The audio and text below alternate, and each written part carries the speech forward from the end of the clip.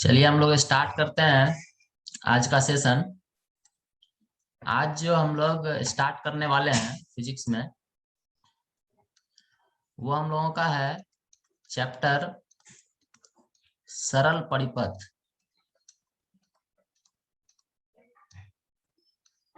यानी कि simple circuit.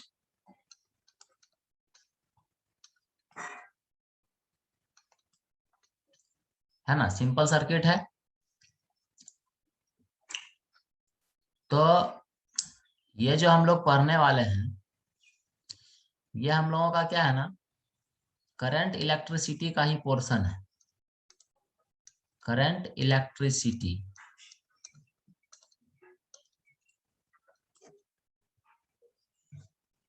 अगर हम एनसीईआरटी की बात करें, है ना, तो एनसीईआरटी में आपको एक ही चैप्टर मिलेगा, है ना, वो होगा करंट इलेक्ट्रिसिटी, और उसी में हमें टोटल का टोटल पढ़ाई करना है। तो वो एक यूनिट का नाम होता है। तो हम लोग जो पढ़ाई कर रहे हैं उसमें हम लोग अपने हिसाब से उसको दो भाग में बांट के पढ़ाई करते हैं। एक विद्युत धारा अलग से पढ़ते हैं और सरल परिपथ को हम लोग अलग से पढ़ाई करते हैं।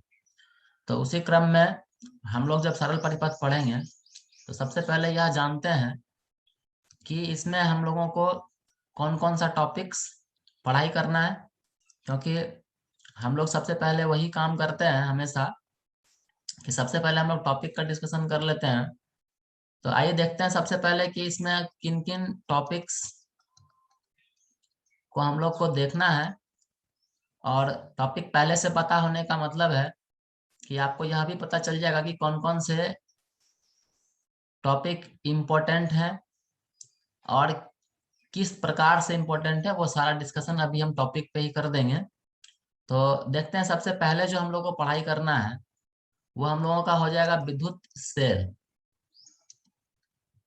सबसे पहले हमको पढ़ना है विद्युत सेल, यानी कि इलेक्ट्रिक सेल। उसके बाद हम लोगों को सेकंड जो पढ़ाई करना है वो हमारा होता है विद्युत वाहक बल। सेकंड नंबर पे हमारा आता है विद्युत वाहक बल, जिसको हम लोग बोलते हैं इलेक्ट्रोमोटिव फोर्स, और शॉर्ट में इसको हम लोग ईएमएफ बोलते हैं। जो हमारा थर्ड नंबर है, थर्ड नंबर टॉपिक हमारा होता है टर्मिनल विभवांतर।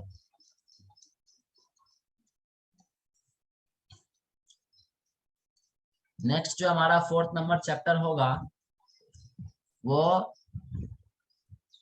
हमारा है विद्युत वाहक बल तथा टर्मिनल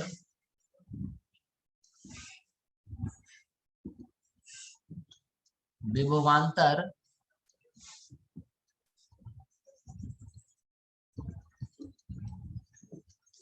में अंतर, है ना। नेक्स्ट जो हमको पढ़ाई करना है वो हमारा होता है सेल का आंतरिक प्रतिरोध। सेल का आंतरिक प्रतिरोध यानी कि इंटरनल रेसिस्टेंस में इसमें हम लोग को पढ़ाई करना है। और इसी में हम लोगों को एक चीज और पढ़ाई करना है, यहाँ हम 6 नंबर पे ही लिख देते हैं, वो है हमारा सेल के आंतरिक प्रतिरोध को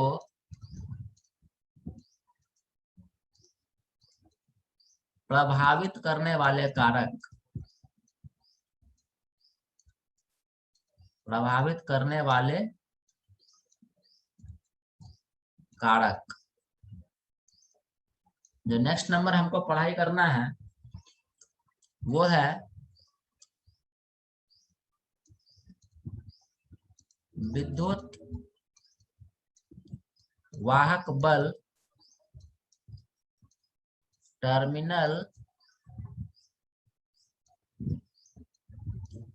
विभवांतर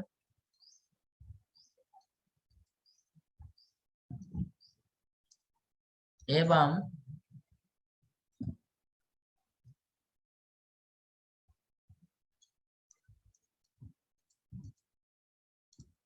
आंतरिक प्रतिरोध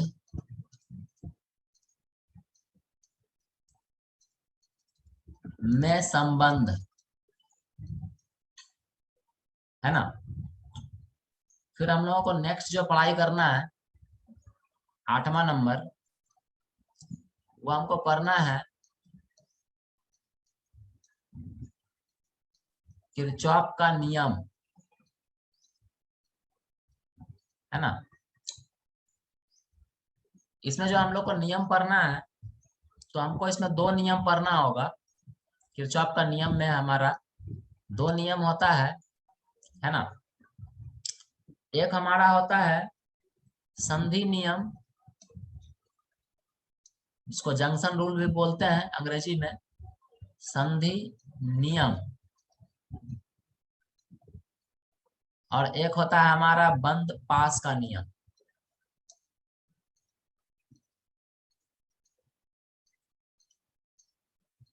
दो नियम है हमारे किरचॉफ के द्वारा दिया हुआ।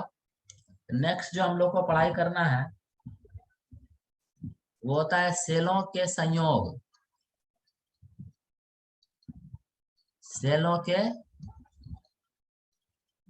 संयोग, है ना, मतलब बहुत सारा सेल को एक साथ कंबाइन करना, जो कि हम लोग पिछले बार भी कुछ कुछ चीजों में पढ़ चुके हैं। जैसे धारिता में हम संयोग पढ़े, संयोजन पढ़े।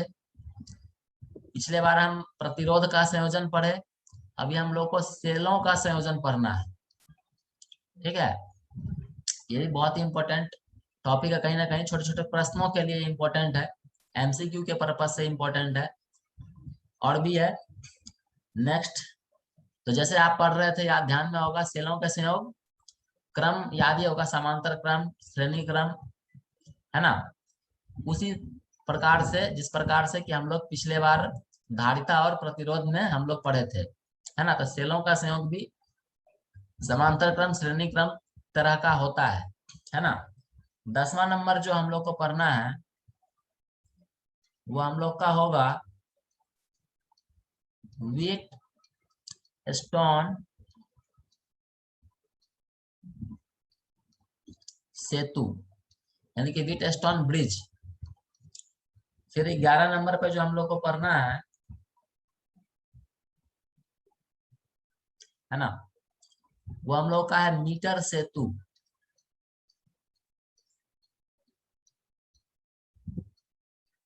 फिर जो हम लोग को नेक्स्ट पढ़ाई करना है वो है विभव मापी, जो कि हम पिछले क्लास में भी आपको बोल चुके थे कि ये चैप्टर जो है डायरेक्ट 5 मार्क्स के क्वेश्चन के लिए इंपॉर्टेंट हो जाता है। यहाँ तक हमको पढ़ना है, ठीक है ना। फिर विभव मापी में और भी जो जो चीज इंक्लूडेड होगा, सब टॉपिक्स जिसको बोलते हैं विभव मापी के बारे में सब कुछ, है ना। विभव मापी क्या होता है, उसका यूज कैसे होता है, उसका उपयोग कैसे करते हैं, है ना। और भी फिर क्या है, एक हम लोग को पढ़ना होगा टॉपिक विभव मापी की, है ना, विभव मापी की वोल्ट मीटर से श्रेष्ठता।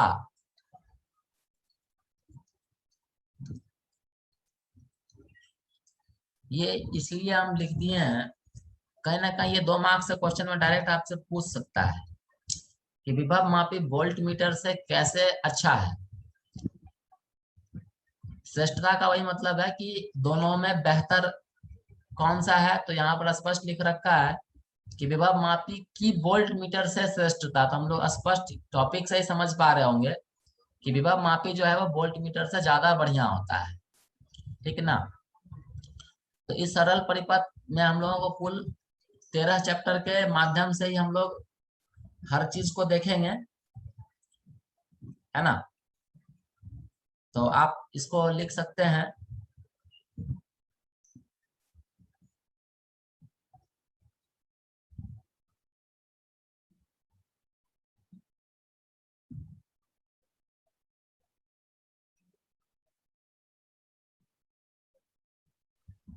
सर इसका इंग्लिश में लिखाइएगा।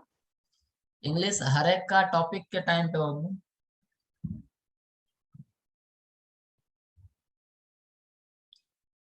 सबका जब टॉपिक लिखाते रहेंगे तो टॉपिक के टाइम पे ये सब आपका जो है वो एक एक करके लिखवाया जाएगा, है ना। तो आप अभी के लिए क्या कर सकते हैं कि सबके लिए जगह छोड़ के रख सकते हैं, या फिर शेयर करने का काम जो है वो 1 बाय 1 ऐसे भी टॉपिक कंप्लीट होगा तभी तो शेयर कीजिएगा, ठीक है। तो कुछ खास नहीं है, सभी की अंग्रेजी, है ना। ये इलेक्ट्रिक सेल है, इलेक्ट्रोमोटिव फोर्स है, टर्मिनल पोटेंशियल है, 1 बाय 1। तो हम लिखवाएंगे टॉपिक के टाइम पे क्योंकि यहाँ पे जगह थोड़ा कम होता है।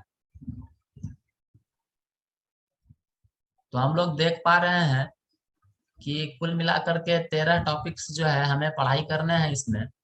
तो हम लोग अब देखते हैं, थोड़ा शॉर्ट रिव्यू लेते हैं हर एक टॉपिक के बारे में। यहाँ पर जो हम लोग देख रहे हैं ये हमारा इलेक्ट्रिक सेल है ना। तो सेल बोल करके आपको याद होगा, है ना। सेल आप देखे भी होंगे। हम लोग इसका प्रयोग धारा प्राप्त करने के लिए करते हैं।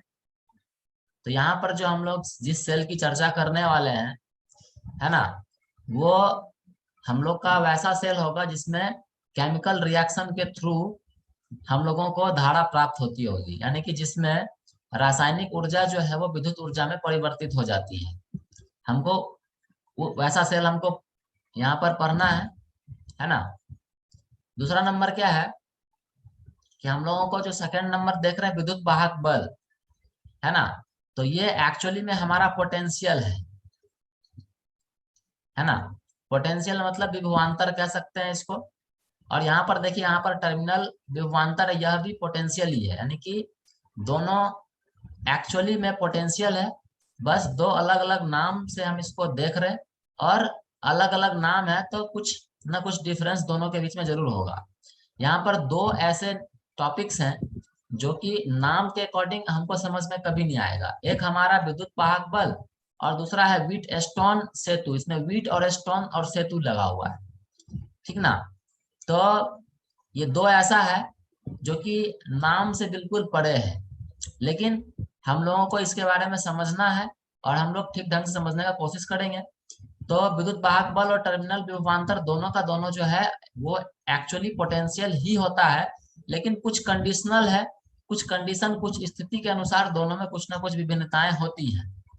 फिर हम इसी कारण से हमारा जो टॉपिक नेक्स्ट है वो विद्युत वाहक बल और टर्मिनल विभवांतर में अंतर, है ना। ये आपका 2 मार्क्स का क्वेश्चन, जितना भी आप देख रहे हो सब 2-2 मार्क्स का क्वेश्चन यहाँ पर आपको दिख रहा है। और 2 मार्क्स में या 5 मार्क्स में हमेशा एमसीक्यू कहीं ना कहीं छुपा हुआ जरूर रहता है। फिर देखिए, आप यहाँ पर एक टॉपिक देख रहे हैं, सेल का आंतरिक प्रतिरोध, यानी कि यहाँ पर प्रतिरोध तो है लेकिन उसमें आंतरिक लिखा हुआ है, यानी कि सेल के अंदर की बात वो कर रहा है। हम जानते हैं कि जब भी धारा प्रवाहित होती है ना, तो प्रवाहित होने में हम कंडक्टेंस का बात करते हैं। और उसी के ठीक उसी समय पे, जिस समय हम कंडक्टेंस का बात करेंगे, है ना, उसी समय हमारा क्या होगा ना, रेसिस्टेंस का भी बात हो जाता है कि अगर वो प्रवाहित हो रहा है तो कुछ ना कुछ रुक भी रहा होगा। तो हम लोग जानते हैं कि सेल जो है वो हमें विद्युत ऊर्जा देगा, लेकिन विद्युत ऊर्जा मतलब विद्युत धारा तो उसको देने के क्रम में जो रुकावट आती है वो सेल के अंदर, तो रुकावट का जो रुकावट होता है उस रुकावट को ही हम लोग प्रतिरोध कहते हैं। तो उसी संबंध में हमको यहाँ पर पढ़ना होगा सेल का आंतरिक प्रतिरोध। तो प्रतिरोध जो आप देख रहे हैं है ना, प्रतिरोध का सेंस हमेशा वही रहेगा जो हम लोग नॉर्मली जानते हैं कि प्रतिरोध का मतलब होता है धारा का विरोध करने वाला।